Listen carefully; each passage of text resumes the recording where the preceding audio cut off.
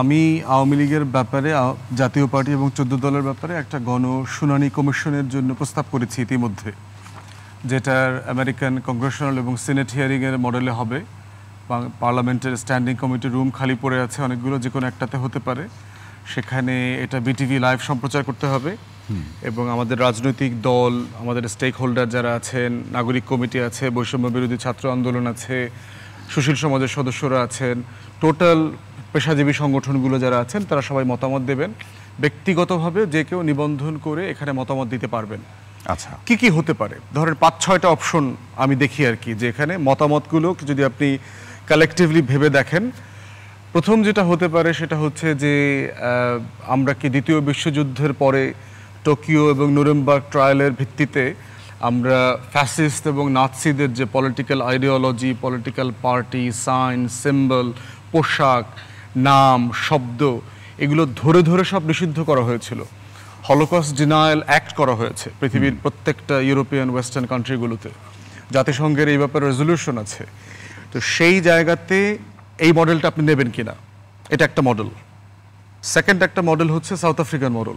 Nelson Mandela যখন 27 বছর jail খেটে বের হয়ে আসার পরে যে ডি ক্লার্কের সাথে হোয়াইট সুপ্রিম্যাসিস্ট যে পার্টি ছিল তাদের সাথে তিনি বসেছেন, বসে আলোচনা করে তারা একটা রিকনসাইল করেছেন যে যারা মূল ক্রিমিনাল ছিল গত 25, 30, 50 বছরে, যে আফ্রিকানা জনগোষ্ঠী আছেন, কালো কৃষ্ণাঙ্গ জনগোষ্ঠী, তাদের উপরে যারা জুলুম নির্যাতন করেছেন, গুম খুন করেছেন, তাদেরকে বিচারের আওতায় আনা হবে।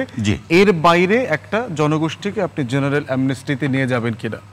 থার্ড অপশন হতে পারে যুদ্ধাপরাধের ট্রাইব্যুনাল চলছে, এখানে ব্যক্তির বিচারের পাশাপাশি আপনার জেনোসাইড এবং ক্রাইমস অ্যাগেন্স্ট হিউম্যানিটিতে প্রিন্সিপাল অফেন্ডার, কমান্ড স্ট্রাকচারে কারা কারা দায়িত্ব পালন করেছে সেটার অংশ হিসাবে অর্গানাইজেশনও ইনক্লুডেড হতে পারে।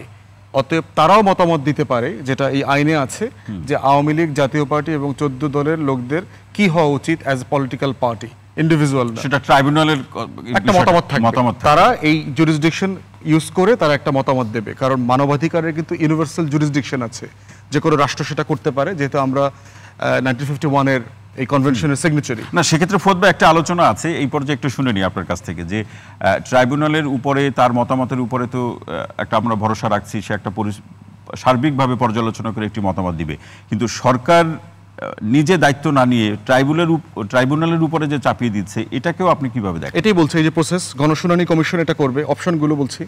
চতুর্থ অপশন হচ্ছে, যেহেতু আওয়ামী লীগ, জাতীয় পার্টি এবং 14 দল মিলে আমাদেরকে 3টা নির্বাচন থেকে বঞ্চিত করেছে, তাদেরকেও আমরা কালেকটিভ ডিসিশনের মধ্য দিয়ে 3টা নির্বাচন থেকে বঞ্চিত করতে পারি।